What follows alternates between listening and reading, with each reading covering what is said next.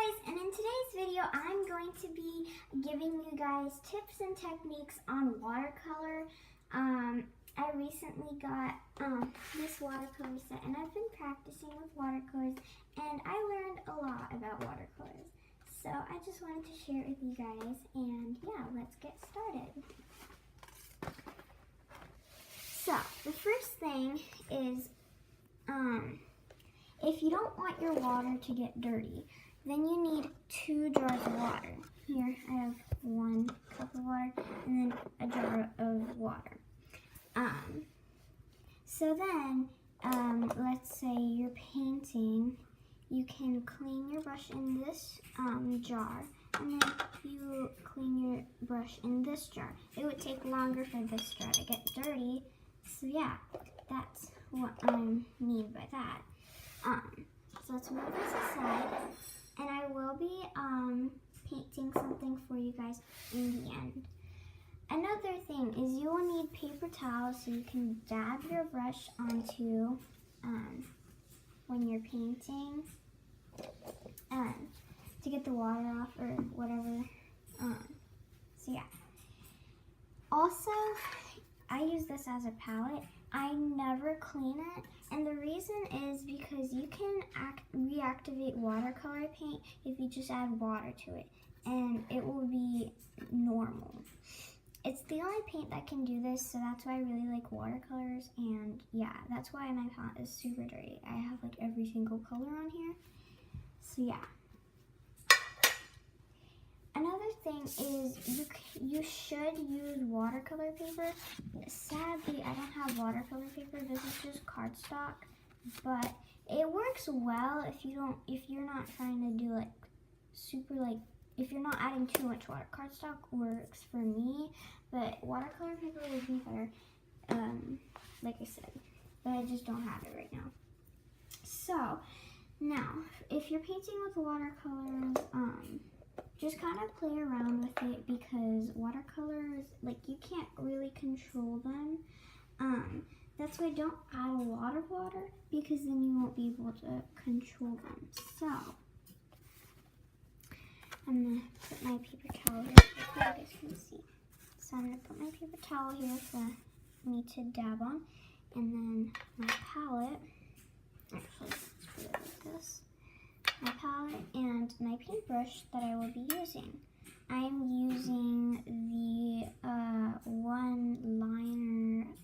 I don't know the names of paintbrushes, but it says one liner on here, so I'm pretty sure that's the paintbrush I'm using.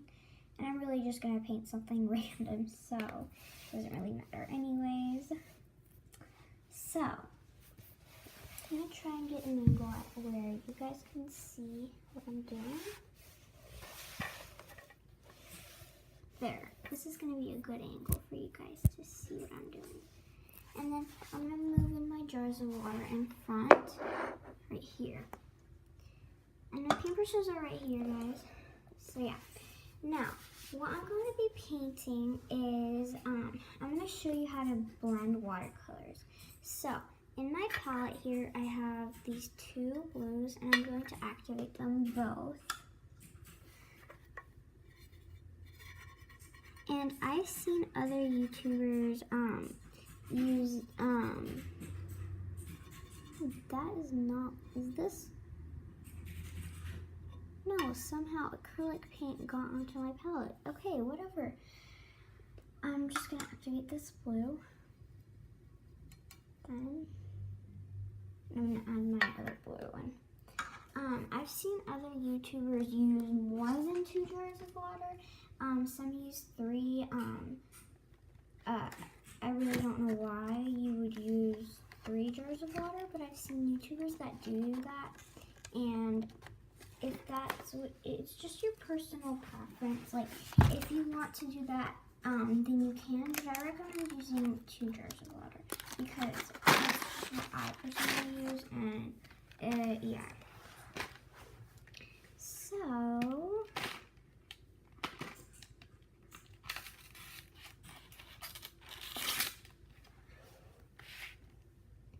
now I'm going to add my blue. So I have Persian blue and cobalt blue. And I'm going to be showing you guys how to blend these colors. And I'm getting my cobalt blue right now, and it's really hard to open these watercolors. Oh, by the way, I use watercolors from tubes. You can use any watercolors. You can use a watercolor from a palette. You can use basically anything, really. You can use watercolor pencils. I just have these, and they're nice because it basically turns into like a hardened paint once you put it out. So like, I really like it. And I just don't have watercolor pencils, but watercolor pencils are good. Some of the brands don't blend really easily though, or like dissolve. Like if you draw something, you can still see the lines. That's why I prefer regular watercolor paint. So I'm just adding water to both the paints. Even if you just put out the paint, I still put water in it to dissolve it. Alright, so I'm going to start off with my darkest color, my Persian blue, and I hope you guys can see this. So I'm just going to put it on the paper like that. And another thing I like about watercolors is when the paint dries, you can add another coat of it. And it's really easy to fix mistakes. If you mess up, you can just like reactivate it and then dab it with a paper towel to remove it. And then I'm going in, and then I'm going in with my cobalt blue. And I'm just gonna kind of put it under the Persian blue, and I'm gonna add more paint under the Persian blue. And this isn't watercolor paper, so it's gonna be hard for me to do this, and then I'm gonna kind of get my Persian blue and then get my cobalt blue, and you have to work fast for this. And you kind of just like layer on top, and it will blend. And this is the problem when you're using like not watercolor paper, is it like does that when you're trying to blend. But yeah, that's how you blend. And now painting with watercolors is so easy. It's just so relaxing. I painted a pineapple the other day, and it was so cute, and I'll show you guys right now. But first I want to paint a pineapple. I painted it kind of like this, and it turned out really good. And I want to show you guys how to do that.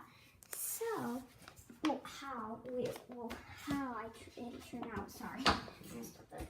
Okay, so I'm gonna flip the camera back to me so you guys can see. This is how it turned out. It says, "Stand tall, wear a crown, be yourself, be like a pineapple." And I just drew a pineapple. The best part is the leaves. Honestly, I really like it. And yeah, I really like how this turned out. So yeah, and this was also with not watercolor paper, it's just cardstock. And as you can see, it worked out fine. So yes, a lot of YouTubers say you should use watercolor paper, and I agree with that, but I just don't have any, so I use this, and it works fine for me, as long as I don't like add too much water. But yeah, so anyways, oh, also, if you're trying to paint, let's see, like a galaxy or something. Let's say you're trying to do that. Start with your lightest color first, and then go with your darker color on top. Just start with your lightest color. Sorry, can't see that. Start with your lightest color, and then go in on top with your darkest color. So then you can kind of see the light color, and it creates a very interesting effect. You can kind of see the light color right here. This little focus, you can see the light color right here, and then you can see the dark in the middle, and it creates a really interesting effect. And that's what I used for the pineapple. I used a a lighter color, and then I went in with a darker color, like this. This is my pineapple that I made. And you could see the lighter parts of it through the darker parts, and it turned out really cool. And yeah, watercolor paint is really nice. I really love it. It's really cool. You can try out different things with it. And I do really recommend trying watercolor paint. So yeah, I hope you guys enjoyed this video and all of my techniques, and I hope you try watercolor paint because it's really cool. Anyways, I'll see you guys in my next video. Bye!